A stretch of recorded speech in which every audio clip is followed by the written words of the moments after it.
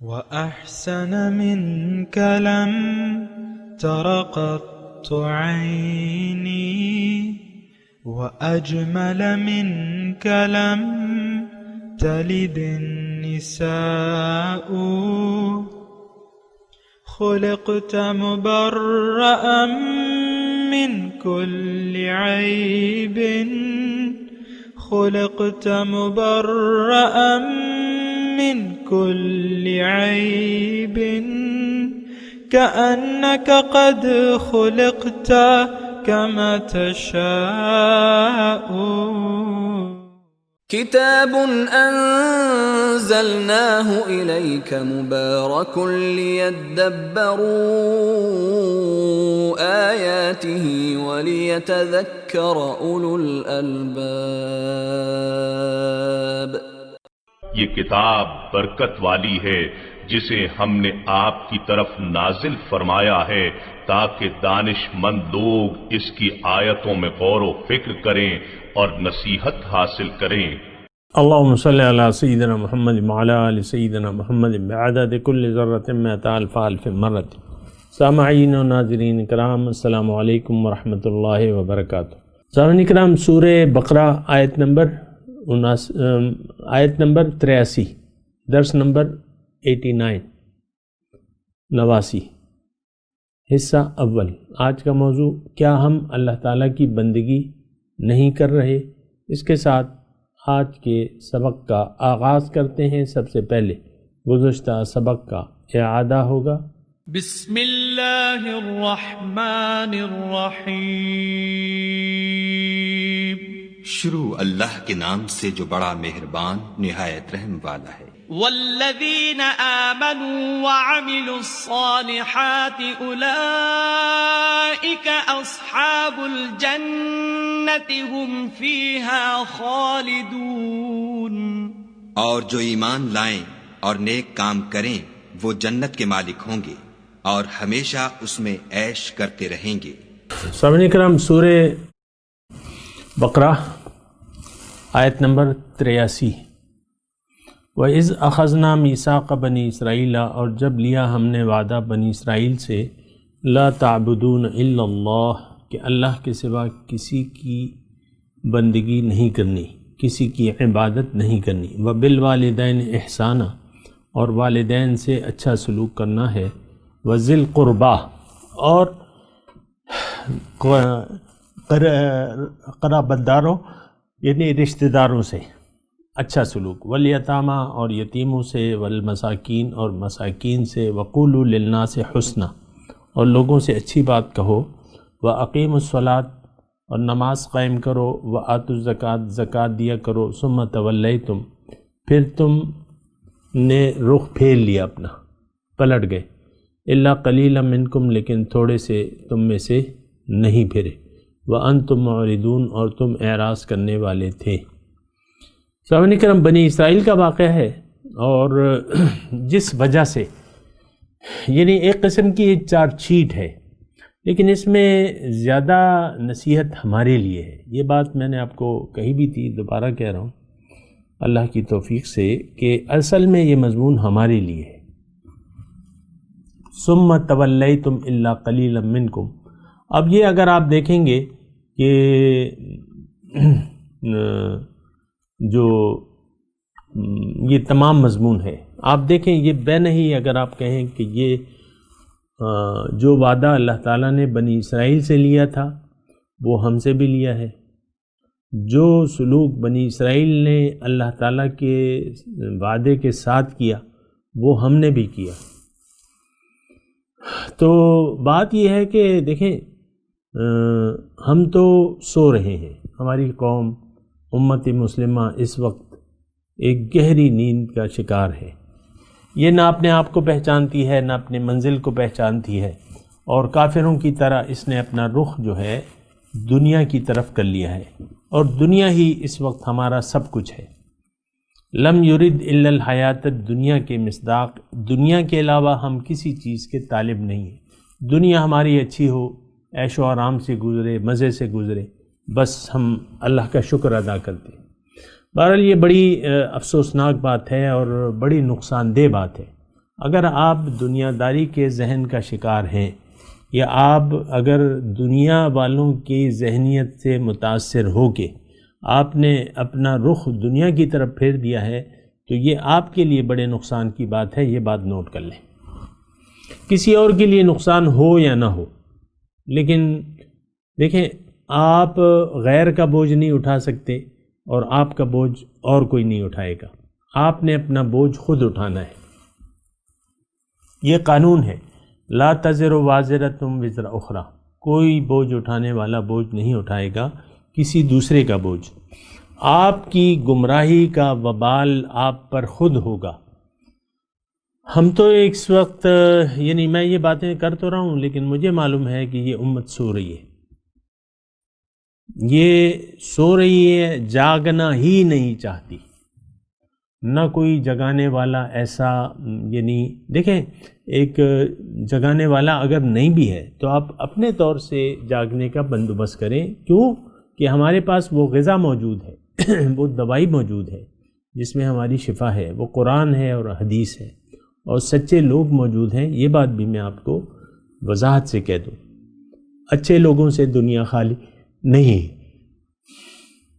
سچے لوگ موجود ہیں، سچائی موجود ہے۔ اب آپ کی اپنی طلب پر منحصر ہے کہ آپ کتنی طلبگار ہیں سچائی کے، سچ کے، حقیقت کے۔ اور میں آپ سے بار بار کہہ رہا ہوں، اور بلکہ اس میں آپ کو اللہ تعالیٰ کے قرآن کی ایک آیت بھی پڑھ کے سنا دوں کہ جو بات میں کہہ رہا ہوں اس کے پیچھے میرے پاس دلیل بھی ہے۔ اللہ تعالیٰ نے قرآن میں فرمایا ہے، یا ایھا الناس انما بغیکم علی انفسکم متاع الحیات الدنیا ثم الینا مرجعکم فننبئکم بما کنتم تعملون، او کما قال اللہ تعالیٰ فی القرآن المجید۔ اللہ تعالیٰ فرماتے ہیں یا ایھا الناس، اے لوگو۔ اب لوگوں میں آپ سب شامل ہیں کہ نہیں ہیں؟ بالکل ہیں۔ انما بغیکم علی انفسکم، تمہاری یہ بغاوت کی چال جو ہے اس کا اثر، اس کا نتیجہ تم خود بھگتو گے۔ میں آپ کو کہہ رہا ہوں نا کہ چلیں یہ آیت کی میں ترجمہ پورا سنا دوں، پھر میں ایک اور بات انشاءاللہ کہوں گا۔ انما بغیکم علی انفسکم، تمہاری یہ بغاوت جو ہے، بغاوت کی روش کا وبال تم پر خود ہوگا۔ متاع الحیات الدنیا، دنیا کا چند روزہ فائدہ ہے، پھر میرے پاس واپس آؤ گے اور میں تمہیں بتاؤں گا جو کچھ تم کرتے رہے۔ متاع الحیات ثم الینا مرجعکم فننبئکم بما کنتم تعملون، پھر میں تمہیں بتاؤں گا جو کچھ تم کرتے رہے۔ تو دیکھیں اللہ کے یعنی جو قوانین ہیں وہ تبدیل نہیں ہو سکتے۔ ایک بات نوٹ کر لیں، اگر اللہ کے قانون کے خلاف آپ کام کریں گے تو اس کا نتیجہ پھر آپ کو خود بھگتنا ہوگا۔ یہ ایک بات میں پھر میں وہ حدیث میں آپ کو سنا رہا تھا، وہ یہ تھی کہ حضور صلی اللہ علیہ وسلم کی جو پہلی دعوت تھی یا انذار تھا، وہ پوری حدیث تو میں آپ کو پڑھ کے نہیں سناتا، لیکن میں آپ کو یہ کہہ رہا ہوں کہ اس میں حضور صلی اللہ علیہ وسلم نے نام لے کے ایک ایک قبیلے کا نام لیا، اور اس کا یہ تھا، یعنی اس کا مفہوم یہ تھا کہ اے بنی فلاں، اپنے آپ کو اللہ کے عذاب سے بچا لو، انقذوا نفسکم من النار، اے بنی فلاں، اے بنی فلاں، اے بنی فلاں، ایک ایک، پھر یہاں تک کہ حضور اپنے خاندان تک آئے، پھر اپنے گھر تک آئے، بنی ہاشم کا نام لیا اور پھر اپنے گھر والوں کا نام لیا، پھر فرمانے لگے اے فاطمہ انقذی نفسک من النار، اپنے آپ کو آگ سے بچا لو قیامت کے دن، کیونکہ قیامت کے دن میں تم آگ سے بچ نہ پاؤ گی اس وجہ سے کہ تم میری بیٹی ہو۔ تو میں آپ سے یہ گزارش کر رہا ہوں، دیکھیں سامعین کرام، میں اپنا حق ادا کر رہا ہوں اللہ تعالیٰ کی طرف سے، یہ انذار تو اللہ تعالیٰ کی طرف سے ہے اور پھر قرآن کے ذریعے ہے، وَأَنذِرْ بِهِ۔ تو میں آپ سے یہ کہہ رہا ہوں کہ دیکھیں یہ وعدہ جو اللہ تعالیٰ نے بنی اسرائیل سے لیا تھا ہم سے بھی لیا ہے۔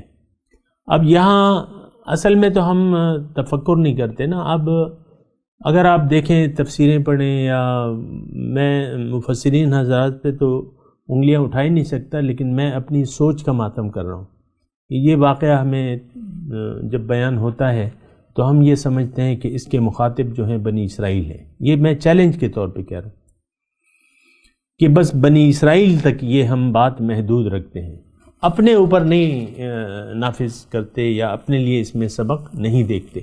دیکھیں، سب سے پہلے اس میں بات ہوئی ہے میثاق وَإِذْ أَخَذْنَا مِيثَاقَ بنی اسرائیل، جب لیا میں نے وعدہ بنی اسرائیل سے۔ ہم یہ جانتے ہیں، ہمارا یہ ماننا ہے کہ ہم نے تو کوئی وعدہ نہیں کیا بنی اسرائیل سے، اللہ تعالیٰ نے فرما رہے ہیں اللہ تعالیٰ۔ تو دیکھیں یہ ساری غلط فہمیاں ہیں، ایسی بات نہیں ہے۔ جو کلمہ طیبہ ہم پڑھتے ہیں نا، دراصل یہ ایک وعدہ ہے۔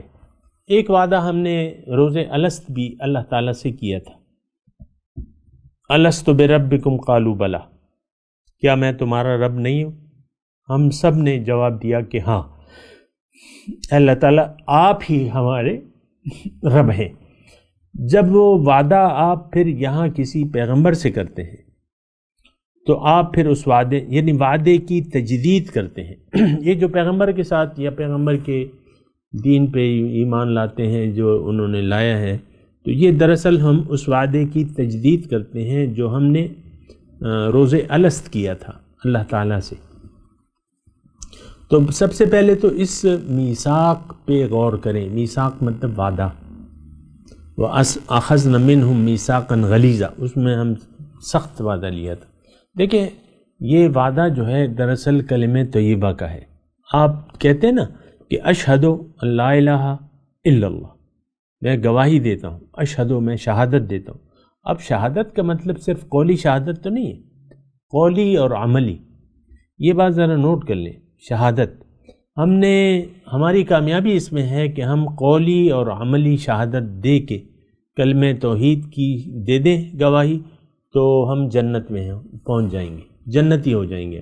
یہ میں آسان آپ کو ترکیب بتا رہا ہوں، لیکن یہ ایک تو یہ ذہن میں رکھیں کہ وعدہ تو ہم نے بھی کیا ہے، لیکن میں بالکل آپ سے متفق ہوں۔ آپ جو کہہ رہے ہیں نا کہ ہم نے تو کوئی وعدہ نہیں کیا، میں آپ سے اتفاق کرتا ہوں، بالکل آج کے مسلمان نے کوئی وعدہ نہیں کیا۔ یہ تو اپنے ماں باپ کے مسلمان تھے، اس کے گھر میں پیدا ہوا اور بس اس نے کوئی وعدہ نہیں کیا۔ میں تو یعنی رونا تو اسی بات کا ہے نا کہ ہم نے وعدہ اللہ تعالیٰ سے نہیں کیا ہے اور پھر بھی ہم کہتے ہیں کہ ہم مسلمان ہیں۔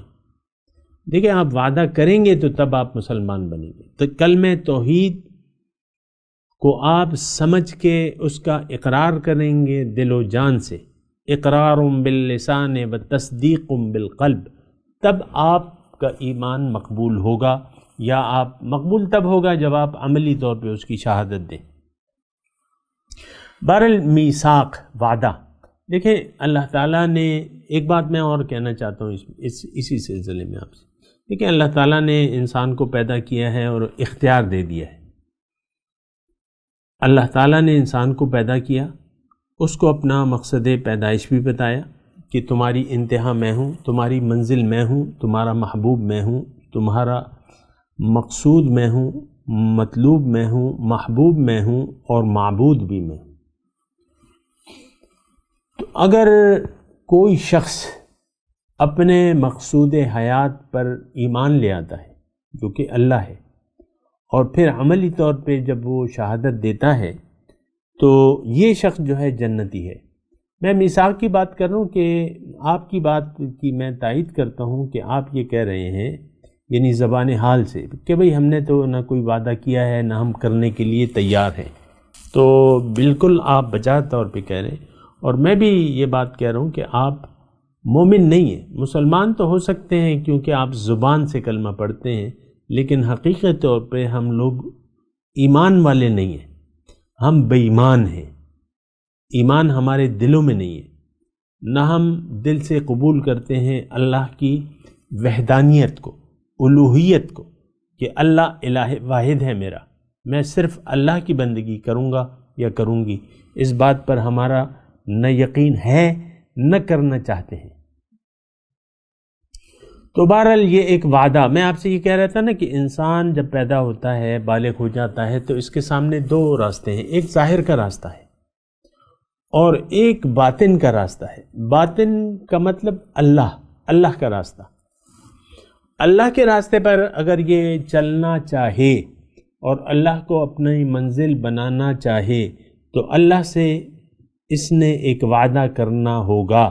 سب سے پہلے وہ خود نہیں کرنا ہوگا، وہ کسی اللہ والے کے پاس جا کے، اللہ والے کون ہیں؟ پیغمبران کرام ہیں۔ اللہ والے کون ہیں؟ پھر وہ ہیں علماء حق ہیں، علماء حق جو علماء امتی کا انبیاء بنے، وارث نبی کے پاس جانا ہوگا اسے، اور وہاں پہ اس نے قبول اسلام کرنا ہوگا کہ بھئی میری منزل تو اللہ ہے، میرا مقصود بھی اللہ ہے، میں اللہ کے راستے پر چلنا چاہتا ہوں، میرا وعدہ ہے کہ آپ اللہ تعالیٰ کی طرف سے مجھے جو بھی حکم دیں گے میں اسی کو قبول کروں گا، اور نہ صرف قبول کروں گا بلکہ اس پر عمل کی پوری کوشش کروں گا۔ یہ ایک وعدہ ہے۔ تو یہ وَإِذْ أَخَذْنَا مِيثَاقَ بَنِي إِسْرَائِيل، جب ہم نے لیا وعدہ بنی اسرائیل سے، لا تعبدون الا اللہ، کہ تم اللہ کے سوا کسی کی بندگی نہیں کرو گے۔ دیکھیں ایک بات نوٹ کر لیں، اصل انسان کی کامیابی کا راز کیا ہے کہ یہ اللہ کے سوا کسی کی بات نہ مانے، بندگی نہ کرے، کس کے سامنے سر نہ جھکائے۔ آپ کو معلوم ہے کہ ہم نے تو یعنی اللہ کے سوا ہر چیز کے سامنے سر جھکا دیا ہے۔ وہ غالباً اقبال کا شعر ہے نا کہ وہ کہتے ہیں کہ وہ سجدہ جو تم کرنے کے لیے تیار نہیں ہو، لیکن اگر تم کر لو گے تو وہ 1000 سجدوں سے دیتا ہے آدمی کو نجات۔ وہ پورا شعر جو ہے اس طرح ہے کہ وہ ایک سجدہ جسے تو گراں سمجھتا ہے، 1000 سجدوں سے دیتا ہے آدمی کو نجات۔ تو ایک سجدہ جو ہے وہ آپ نے کرنا ہے۔ تو بہرحال اس بات کو اگر آپ غور سے سنیں، اور لا تعبدون الا اللہ کی میں بات کر رہا ہوں، اللہ کے سوا کسی کے سامنے سر نہیں جھکانا۔ دیکھیں یہ عبادت کا مفہوم جو ہے، رسمی طور پر ہم عبادت کہتے ہیں، مفہوم اس کا نہیں جانتے کہ دراصل عبادت ہے کیا۔ ہمارے ذہن میں عبادت چند کاموں کا نام ہے، نماز، کلمہ، نماز، روزہ، زکوٰۃ، حج۔ ایک شخص جو ہے مسجد جاتا ہے، اذان سے آدھا گھنٹہ پہلے، اذان کے بعد آتا ہے، سر پہ رومال ڈھکا ہوا ہے، سر جھکایا ہوا ہے، آنکھیں نیچی ہیں، اور مسجد میں جا کے ہے تحیۃ المسجد پڑھتا ہے، پھر قرآن اٹھا کے تلاوت کرنے، ذکر اذکار، تسبیحات، اور نماز کے پہلے بھی اور بعد بھی۔ ہم کہتے ہیں یار یہ تو بڑا عبادت گزار ہے، کسی سے کوئی خاص تعلق نہیں ہے، بات نہیں کرتا ہے، یہ بس اپنے من میں مگن رہتا ہے، اپنی دھن میں مگن رہتا ہے، بڑا عبادت گزار ہے بھائی۔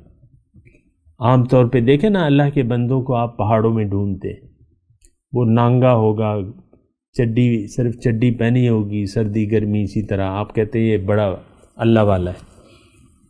آپ کے وزیر اعظم سب ایسے جاتے ہیں نا، جب الیکشن کا دور ہوتا ہے ایسے فقیروں کے پاس جاتے ہیں جو شریعت سے ماوراء ہیں، اور گدیوں پہ جاتے ہیں، ایسے لوگ گدیوں پہ جاتے ہیں، اور ایسے فقیروں کے ان سے ڈنڈے کھا کے آ جاتے ہیں، وہ 2 ڈنڈے مار دیتے ہیں۔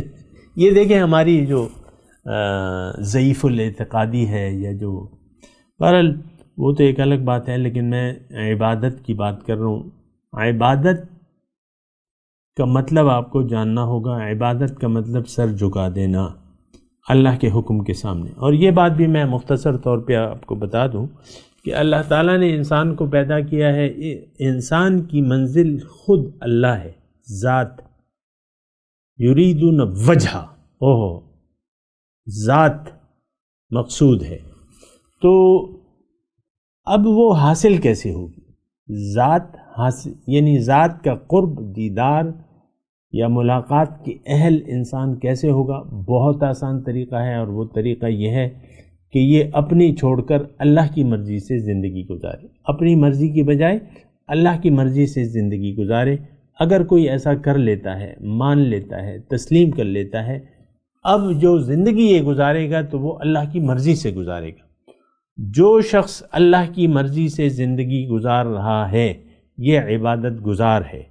جو شخص من چاہی زندگی گزار رہا ہے یہ شخص نافرمان ہے۔ نافرمان جہنم کا ایندھن ہوں گے۔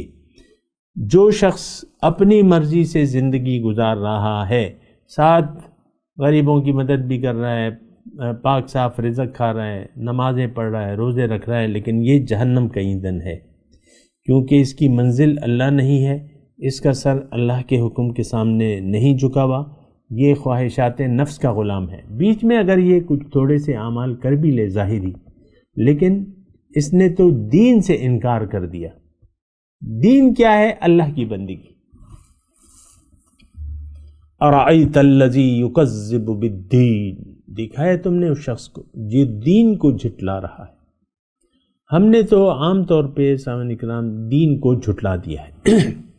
دین در حقیقت اللہ کی مرضی کا نام ہے۔ اللہ کی مرضی قرآن اور رسول کا طریقہ، بس یہ بات مختصر طور پہ آپ یہ بات نوٹ کر لیں۔ قرآن اور رسول کا طریقہ، یہ کیا ہے؟ دین۔ اگر دین کے خلاف آپ نے زندگی گزاری، اللہ کے حکم اور رسول کے طریقے کے خلاف، تو آپ جہنمی ہیں۔ یہ بات نوٹ کر لیں۔ یہ میں بالکل کھلے طور پہ اس لیے کہہ رہا ہوں کہ آپ کسی غلط فہمی کا شکار نہ ہو۔ بہت سے لوگ آپ کو میٹھی گولیاں دیتے پائے جائیں گے، بس تم نے تو کلمہ پڑھا ہے اور بس تم رزق حلال کما رہے ہو، بس تمہارا ٹھکانہ تو جنت ہے۔ نہیں، ایسی بات نہیں ہے۔ اصل جو چیز ہے وہ آپ کا رخ دیکھا جائے گا کہ آپ کا رخ کس طرف ہے۔ مومن کا رخ اللہ کی طرف ہوتا ہے، اور وہ بزبان حال یہ کہتا ہے کہ انی وجہت وجہی للذی فطر السماوات والارض حنیفا وما انا من المشرکین۔ بہرحال تو یہ مومن ہے جو اپنا رخ اللہ کی طرف پھیر کر اللہ کی مرضی سے زندگی گزار رہا ہے، یہ عبادت گزار ہے۔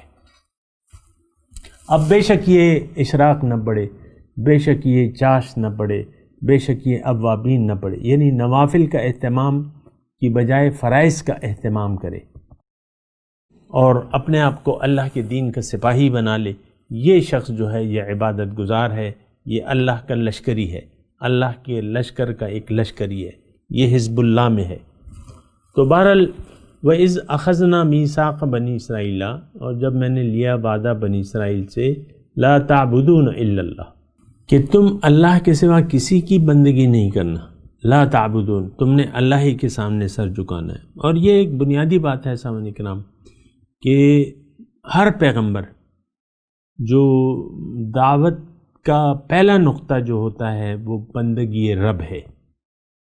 بندگی رب کا میں آپ کو کہہ رہا ہوں، کہتا بھی رہوں گا، بار بار کہہ رہا ہوں، بندگی رب یہ ہے کہ آپ اللہ کی طرف اپنا رخ پھیر لیں اور زندگی اللہ کی مرضی سے گزار لیں،